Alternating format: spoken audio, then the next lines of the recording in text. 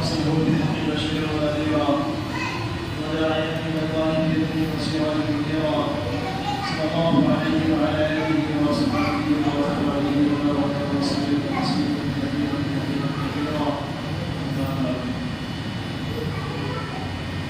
فقد قال الله تبارك وتعالى أعوذ بالله من الشيطان الرجيم بسم الله الرحمن الرحيم يا أيها الذين آمنوا اجتنبوا كثيرا من الظن إن بعض الظن إثم ولا تجسسوا ولا يغفر بعضكم بعضا أيحب أحدكم أن يأكل لحم أخيه ميتا فكرهتموه واتقوا الله إن الله تواب رحيم صدق الله مولانا العظيم وصدق رسوله النبي الكريم ونحن على ذلك من أشهد جو حضرات پیچھے بیٹھے ہیں آگے جگہ خالی ہے بہت زیادہ آگے رہ جائیں بچے دیوار ٹیپ لگا کر بیٹھے ٹیپ چھوڑے سیدھا بیٹھے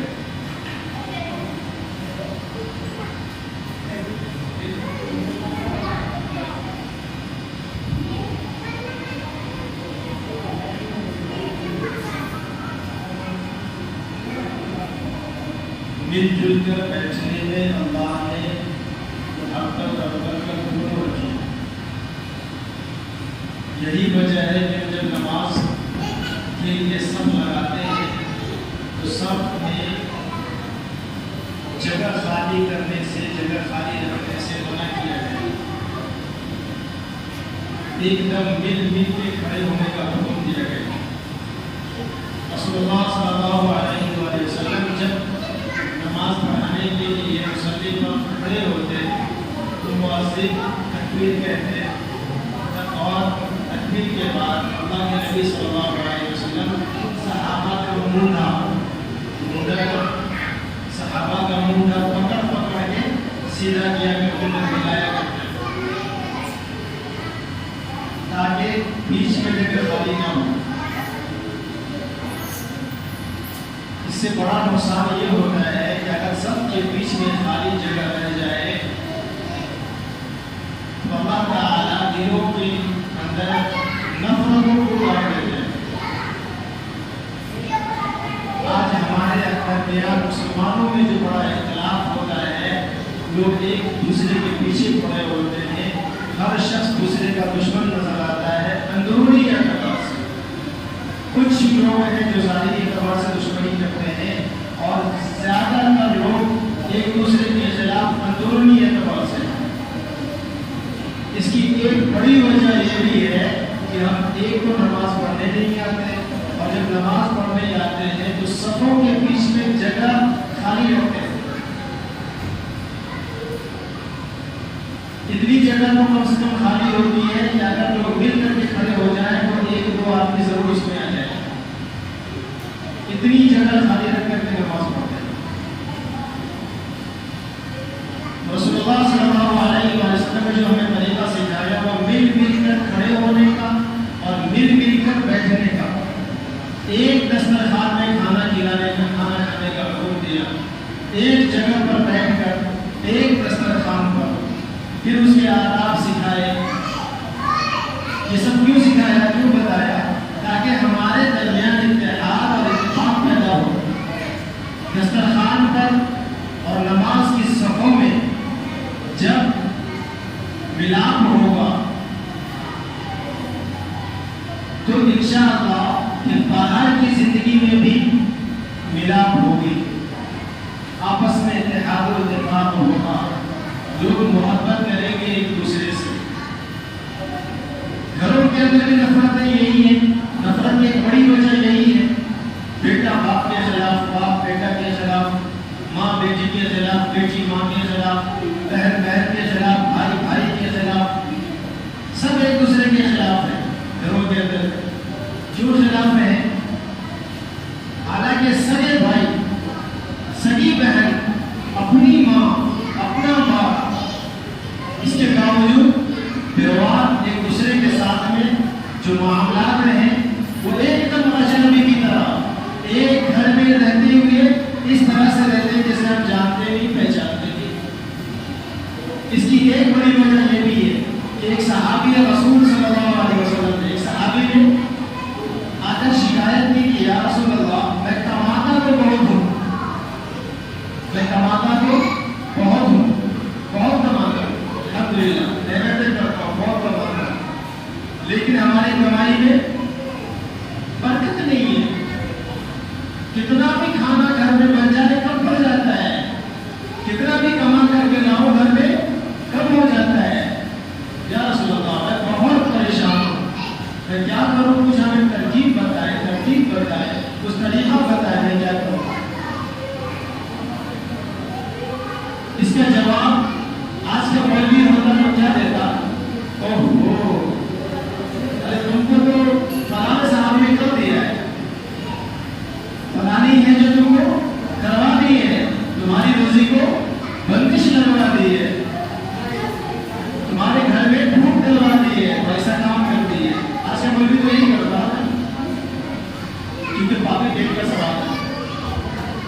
رسول اللہ صلی اللہ علیہ وسلم نے کیا خوبصورت جواب دیا کہ مجھے ایسا لگتا ہے کہ تم اپنے گھر میں ایک دسترخوان پر کھانا نہیں کھاتے ہو، سب لوگ الگ الگ کھاتے ہو. سوال کیا ہے اور جواب کیا ہے؟ سوال یہ آ رہا ہے، یہ ہو رہا ہے کہ ہماری کمائی میں برکت نہیں، ہماری کمائی میں برکت نہیں، ہم پریشان ہیں، کتنا بھی کما لیں بچتا ہی نہیں. اور جواب یہ آ رہا ہے کہ معلوم یہ ہوتا ہے کہ تم لوگ ایک دسترخوان پر کھانا ایک جگہ بیٹھ کر نہیں کھاتے. ٹھیک، تو ان صحابی نے کہا یا رسول اللہ یہ بات تو بالکل 100% صحیح ہے کہ ہمارے گھر میں ہر کوئی الگ الگ کھانا کھاتا ہے. اللہ کے نبی نے فرمایا یہی وجہ ہے میرے برکت کی. جاؤ آج سے ایک دسترخوان پر سب لوگ مل کر بیٹھنا اور کھانا کھانا. اس دن رسول اللہ صلی اللہ علیہ وسلم نے ارشاد فرمایا تھا آج سے تقریباً 1450 سال پہلے، آج اس دن سے لے کر آج کے دن تک 1450 سال بعد تک آپ سعودی عربیہ کو دیکھ لیں، عرب کنٹری کو دیکھ لیں، سب سے امیر دیش مانا جاتا ہے. حالانکہ نبی بہت سب سے غریب دیش ہوا کرتا ہے.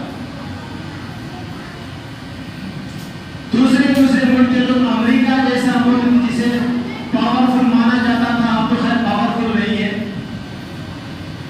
پاورفل مانا جاتا تھا جسے امریکہ جیسا دیش وہاں جاتا تھا کام کرنے کے لیے.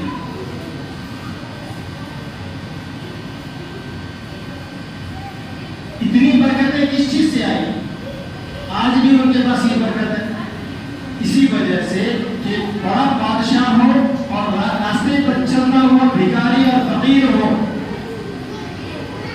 اگر کھانے کی نوبت آ گئی، کھانا بادشاہ بیٹھ کر کے کھا رہا ہے اور فقیر راستے سے گزر رہا ہے، اسے بلا لیتا ہے آجا ساتھ میں کھا، اسے بلا کر ساتھ میں کھانا کھلاتے ہیں.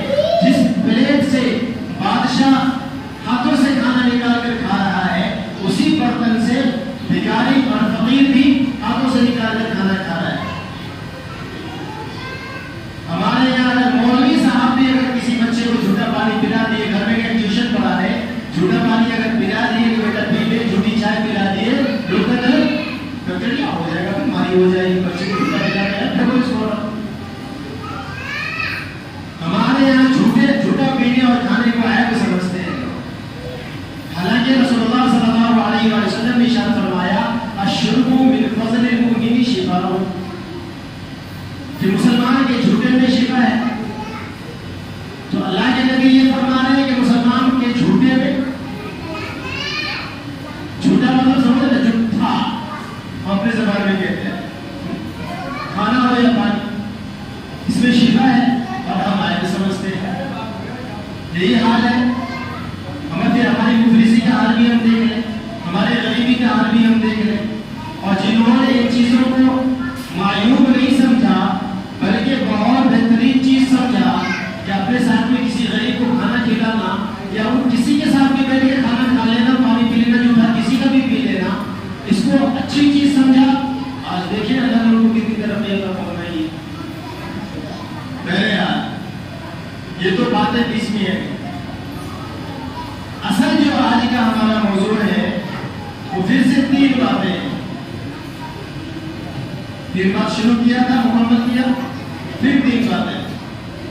پہلی بات تو ہمارے سامنے ابھی جو مہینہ چل رہا ہے انگریزی اعتبار سے اگست کا مہینہ چل رہا ہے. اس مہینے کے اندر میں کیا ہوا تقریباً سارے لوگوں کو پتا ہے. میں بس خلاصہ بیان کروں گا. دوسری چیز چغل خوری، کانا بھوسی اور چھپ کر کے باتیں سننا، چھپ کر کے باتیں سننا، ایک دوسرے کو برا سمجھنا. قرآن اس کے بارے میں کیا کہتا ہے؟ اور تیسری بات ہے کہ اگر ہمارے گھر میں، ہمارے خاندان میں، ہماری فیملی میں کسی کی موت واقع ہو جائے پھر ہمیں کیا کرنا چاہیے؟ تقریباً میں سمجھتا ہوں کہ یہ باتیں آپ کے ذہن میں ہوں گی، لیکن اس کے باوجود اسی لیے میں نے کہا کہ میں تو خلاصہ بیان کروں گا. تو سب سے کیا کوئی دقت؟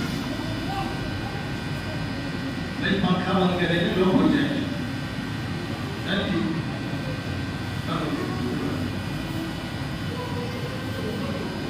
پہلی بات 15 اگست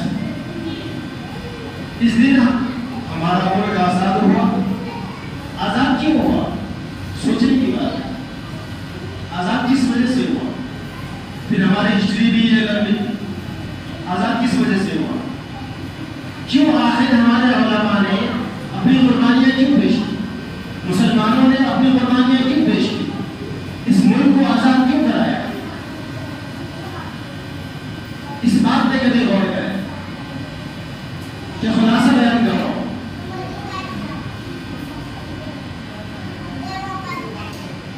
انگریز جو شاشن کر رہے تھے ہندوستان کے اندر، جو اپنی حکومت چلا رہے تھے، تو آخر ایسی کیا وجہ تھی جو علماء نے ان کے خلاف فتوا دیا، پھر ان سے جنگ کرنے پر آمادہ ہوئے، یہاں تک کہ اسے ملک سے مار بھگایا؟ ایسی کیا وجہ تھی؟ وہ وجہ یہی تھی کہ وہ ہندوستان کے لوگوں پر ظلم کیا کرتے تھے، ہندوستان کی چیزوں کو اپنے ملک لے جاتے تھے. انگریز کے شاشن سے پہلے اس ملک کو سونے کی چڑیا کہا جاتا تھا. اب کہاں ہے سونے کی چڑیا؟ تو جو چیزیں یہاں تھی وہ سب کے سب تو لے گئے. کیا ہماری بہن بیٹیوں پر ظلم کیا کرتے تھے اور ناجائز کاموں پر، حرام کاموں پر ہمیں مجبور کیا کرتے تھے. حرام کاموں پر ہمیں مجبور کیا کرتے تھے. پھر ایسا ہوا کہ چند لوگوں کو اپنے یہاں نوکر بنایا. حالانکہ مسلمانوں میں انگریز کے شاشن سے پہلے نوکری کا رواج ہی نہیں تھا. اس سے پہلے میں نے کہا تھا نا کسی بیان میں کہ مسلمانوں کو نوکری سے بھاگنا چاہیے، اسے بزنس کرنا چاہیے. میں نے بتایا تھا. پھر تجارت، بزنس کی فضیلت بھی میں نے بیان کیا تھا. کیوں؟ یہ نوکری کا جو سوچا دماغ میں ڈالا وہ انگریزوں نے ڈالا ہے. انگریز ہمیں نوکری پر لے کے آئے. اس وقت بھی ہمارے باپ دادا نوکری کو عیب سمجھتے تھے کہ میں کسی کا نوکر بن جاؤں. بہرحال وہ لوگوں کو نوکری دینا شروع کیے اور ایسے لوگوں کو نوکری دیتے تھے جو ان کی چاپلوسی کرتے. تو جو عیب ان کے اندر میں تھا، آپ غور کریں کہ ہر وہ عیب آج ہمارے اندر ہے یا نہیں. غور کرنے کی بات ہے کہ جو عیب ان کے اندر میں تھا وہی عیب آج ہمارے اندر ہے یا نہیں. سچی بات، حدیث کی بات، قرآن کی بات، حق بات سے وہ چڑھتے تھے اور اس کو ہمیشہ کے لیے بند کرنے کی کوشش کرتے تھے کہ قرآن کی تعلیم کہیں نہ ہو، قرآن کی صحیح بات کہیں نہ بتائی جائے. ایمانداری کے ساتھ بتائیں کہ آج کا مسلمان بھی یہی چاہتا ہے کہ نہیں چاہتا کہ ہمیں حق بات نہیں سننا. آج کا مسلمان چاہتا نہیں چاہتا؟ ہر مسلمان یہی چاہتا ہے تقریباً، الا ماشاء اللہ. صحیح بات بات سننا گوارا نہیں کرتا. دوسری چیز، ہر ناجائز چیز کو فروغ دیتے تھے. آج ہمارے اندر بھی وہ ہے. بہرحال تو وہ ہندوستان کے اندر میں آیا اور اس طریقے سے جب قرآن و حدیث کی دھجیاں اڑانی شروع کی، ہمارے علماء نے آواز اٹھائی، ان کے خلاف فتویٰ دیا. پھر نتیجتاً کیا ہوا؟ بارہا یہ بات سنتے آئے ہوں گے، میں نے بھی آپ کے گھروں میں سنا ہے تفصیل کے ساتھ میں اس واقعے کو، اس لیے میں خلاصہ بیان کر رہا ہوں. انہوں نے کیا، ہمارے علماء نے کیا کیا کہ بغاوت کا عالم بلند کیا، ان کے خلاف جنگ شروع کی اور ان سے اس دیش کو آزاد کرایا. اس میں ایک نہیں، دو نہیں، ہزاروں علماء ہمارے پھانسی کے پھندے پر چڑھائے گئے. اور اس سے بھی زیادہ پھانسی پر چڑھانا تو پھر بھی آسان ہے. سینکڑوں علماء بلکہ ہزاروں علماء کو ننگا کر کے، تیل گرم کر کے اس میں ڈال کر جلایا گیا. جو آج کوئی انسان جانور کے ساتھ بھی یہ سلوک نہیں کرتا ہے، ایسا سلوک ہمارے علماء کے ساتھ کیا گیا. غرضے کے رسول اللہ صلی اللہ علیہ وسلم کے زمانے سے لے کر آج تک علماء نے قربانیاں پیش کی، پھر مسلمانوں نے چین اور سکون کا سانس لیا. اگر علماء اپنی قربانیاں پیش نہ کرتے پھر کیا ہوتا؟ آج بھی ہماری عزتیں تار تار ہو رہی ہوگی. اور بہت ممکن تھا کہ آج ہمارے سروں پر نہ ٹوپی کا پتہ ہوتا، نہ چہرے پر داڑھی کا پتہ ہوتا، نہ ہمارے اس ملک کے اندر مسجد کا نام و نشان ہوتا.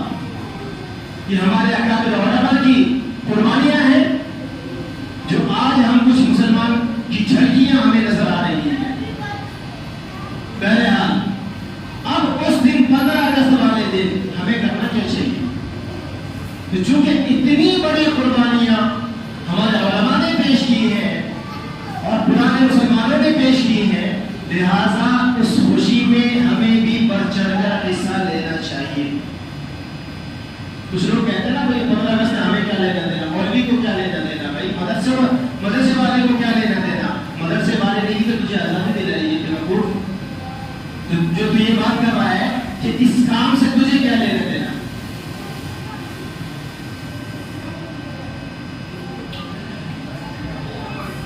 اب ایک سوال اور پیدا ہوتا ہے کہ آخر علماء نے اپنی قربانیاں کیوں پیش کی؟ اس ملک کو کیوں آزاد کرایا؟ مسلمانوں کو لے کے سائڈ ہو جاتے، مسلمانوں کو لے کر کے دوسرے ملک چلے جاتے، کچھ اور کر لیتے. قربانی کیوں پیش کی؟ تو اس کا جواب یہ ہے کہ جس طریقے سے اپنے دین سے محبت کرنا فرض عین ہے، جس طریقے سے اپنے اللہ اور اس کے رسول سے محبت کرنا فرض عین ہے، جس طریقے سے قرآن و حدیث سے محبت کرنا فرض عین ہے، اسی طریقے سے اپنے ملک سے بھی محبت کرنا ایک دم ضروری ہے، نہایت ہی ضروری ہے. اب ملک سے محبت کرنے کا مطلب یہ نہیں ہونا چاہیے کہ ہم اپنے ملک سے محبت کرنے میں ایمان کھو بیٹھے، ایمان کا جنازہ نکل جائے، ایسا نہیں. سب سے پہلے ہمارا ایمان، پھر ہمارا وطن. پہلے ہمارا ایمان ہے، پہلے ہمارا دین ہے، پھر ہمارا وطن ہے. پہلے ہم اپنے دین کو فوکس کریں گے، فالو کریں گے، دین پر چلیں گے، دین کو مانیں گے، اس کے بعد دوسرے نمبر پر ہم وطن کو لائیں گے. بعض لوگ یہ کہتے ہیں نا کہ بھائی نہ پہلے دھرم ہے، نہ پہلے ملک ہے، پہلے انسانیت ہے. پہلے انسانیت بھی نہیں ہے. سب سے پہلے تو ایمان ہے، سب سے پہلے دین ہے، دین کے بعد ہی انسانیت ہے. بغیر دین کے ہے ہی انسانیت. انسانیت ہمارے اندر آتی ہی دین سے ہے. اگر دین نہ ہو انسانیت نہیں آ سکتی. قرآن کا اعلان ہے اولئک الانعام بل هم اضل، کہ جو لوگ دین پر عمل نہیں کرتے، دین کو نہیں مانتے، دین پر نہیں چلتے، وہ جانور ہے، پر یہ جانور سے بھی بدتر ہے. یہ تو ہمیں قرآن سکھا رہا ہے. تو سب سے پہلا